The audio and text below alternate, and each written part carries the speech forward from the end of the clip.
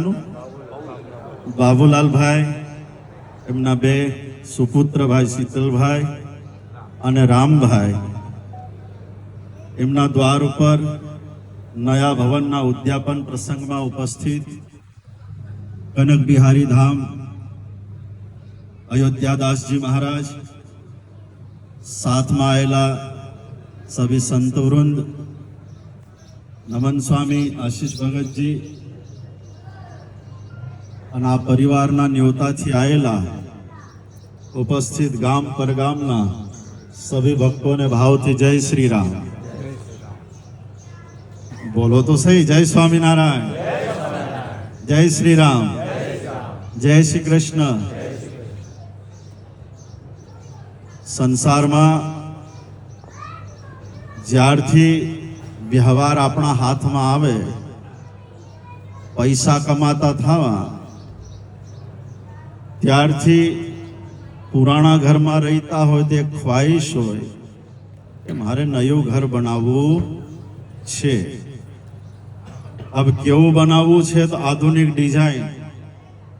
ક્યારના પૈસા બચાવીને એમ કરતા હતા આને બનાવ્યું છે, થોડુંક આનામયથી લેવું છે, થોડુંક આનામયથી લેવું છે, થોડુંક શહેરમાં દેખાય, થોડુંક આવું કરવું છે. પણ નયું ઘર હવે બનીને તૈયાર થયું, આપણે તો જમીન હાથ ધોઈને જતા રહેવાનો આ પરિવાર છે. પણ પરિવારને એટલી ખુશી છોરાઓને કર્યું, સ્વામીજી લંબુ મત કરજો. તો છોરાઓને એક ઈચ્છા હોય કે પિતાજી પરંપરાનું ઘર એમણે તો બાંધીને દીધું તું, રહી લીધા, હમારી કમાણીનું હમારે નયું ઘર બનાવવું છે. સંસારમાં ખાસ રામભાઈ અને શીતલભાઈને કહી રહ્યો છે કે તમને બેઉને ભગવાનજી એની કૃપા એટલી તમારા ઉપર થઈ કે એટલું બડું ભવન, એટલું બડું ઘર તમે નિર્માણ કર્યું. પિતાજીને નયા ઘર બનાવીને તમે એમને એક ખુશખબરી દીધી કે એમને આશીર્વાદ લેવા માટે તમે નયું ઘર બનાવીને અર્પણ કર્યું.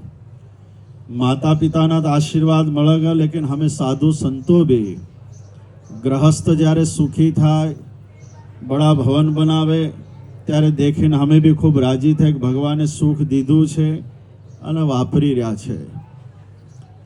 બેઉ ભાઈને ભલામણ છે કે ઘરથી ખૂબ બડા બન્યા, નામથી બી ખૂબ બડા બન્યા. કવલુરવાળા મિટ્ટીના લીપાવાળા મકાન ગયા, ટાઇલ્સ, એર કન્ડિશન અને સીલિંગવાળા ઘર, સોફાવાળા ઘર તમને મળી ગયા. પણ એક વાતનું ધ્યાન રાખજો કે ખાલી મહેનતથી આ નહીં મળતું. માતા પિતાના આશીર્વાદ, ગુરુના આશીર્વાદ, ભગવાન રામ શ્યામ ઘનશ્યામ નર્મદા મૈયાની કૃપા થઈ છે તો લક્ષ્મીજી મારા ઉપર અઢળક ઢળ્યા છે અને મને આ સબ મળ્યું છે. તો જે મળ્યું હોય એનો ઉપયોગ વિવેકથી કરજો. વિવેકનો અર્થ શું થાય માલુમ છે? રામચરિત માનસે કીધું છે કે બિનુ સત્સંગ વિવેક ન હોય, રામ કૃપા બિનુ સુલભ ન હોય. તો બિનુ સત્સંગ, સત્સંગ રાખવો. સત્સંગ જો હોય તો વિવેક આવે. વિવેક એનો અર્થ એ થાય કે પૈસા મળ્યા, તમને બડાઈ મળી ગઈ, તેનો ઉપયોગ ક્યાં કરવો, કેમ કરવો, એ સત્સંગમાંથી મળે. તો સાધુ સંત અને શાસ્ત્રનો યોગ રાખજો કે જેનાથી બ્રેક રહે. ગાડી લાયા હોય નહીં તો સબસે પહેલા પાય ક્યાં જાય? બ્રેક ઉપર જાય કે આની બ્રેક તો બરાબર છે કે નહીં. ગાડી મર્સિડીઝ હોય, ચાહે જેટલી બી કિંમતી ગાડી હોય, ટેસ્લા ગાડી હોય કે આકાશમાં ઉડવાવાળી હોય, પણ બ્રેક વિનાની ગાડીનો કોઈ અર્થ નથી.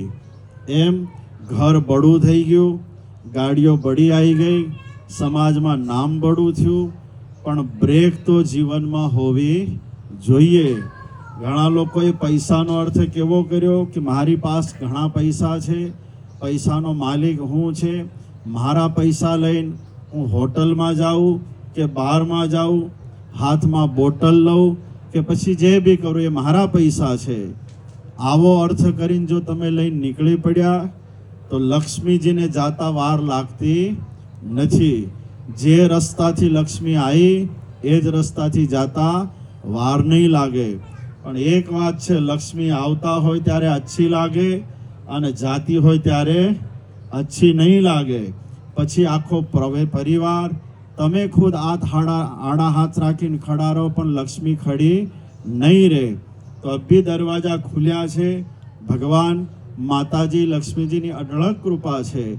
એનાથી બી જ્યાદા ખૂબ સુખી થાઓ એવા અમે સબ સંતો પ્રાર્થના કરીને આશીર્વાદ દઈ રહ્યા છે. લેકિન બ્રેક જીવનમાં હંમેશા રાખજો, સંતોની આજ્ઞામાં રહેજો, શાસ્ત્રના વચનોનું પાલન કરજો અને માતા પિતાની આજ્ઞામાં રહીજો, એમની સેવા કરજો અને એકદમ જેટલા વિનમ્ર અને સરળ બનીને રહો તો એટલો જ. જ્યાં ખડ્ડો હોય, પાણી તો આકાશમાંથી પડે પણ પાણી ક્યાં જઈને રોકાય?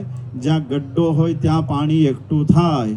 એમ વિનમ્રતા, સરળતા, સાધુતા, સજ્જનતા એના ખડ્ડા આપણી પાસે હોય તો સાધુ સંતો આ સબના આશીર્વાદ ત્યાં એકઠા થાય. અને જ્યાં આશીર્વાદ છે, માતા પિતાની આજ્ઞા અને શાસ્ત્રનું વચનનું પાલન છે, એને કોઈ તાકાત એવી નહીં કે આપણો કોઈ બાલ બાંકો કરી શકે. તમારી દુશ્મનની શક્તિઓ ચાહે જેટલી બી તમારું બિગાડવા માંગે, કોઈ આપણું બિગાડી શકતા નથી. इसलिए બેઉ ભાઈને ખાસ ભલામણ છે કે બેઉ જણા સાથે મળી જે બી કામકાજ, ધંધા, બિઝનેસ જે બી કરતા હોય, એક તો નીતિ રાખજો અને એક સજ્જનતા રાખજો. માતા પિતા અને ગુરુના આજ્ઞામાં રહીજો. ભગવાન સ્વામિનારાયણને પ્રાર્થના કરીએ કે નયું ઘર જે બનાવ્યું છે એનામાં રહેવાના છે, એ ઘર તમારા લઈને ખૂબ ફાયદો કરવાવાળું બને, ખૂબ જ્યાદા સુખી કરવાવાળું બને.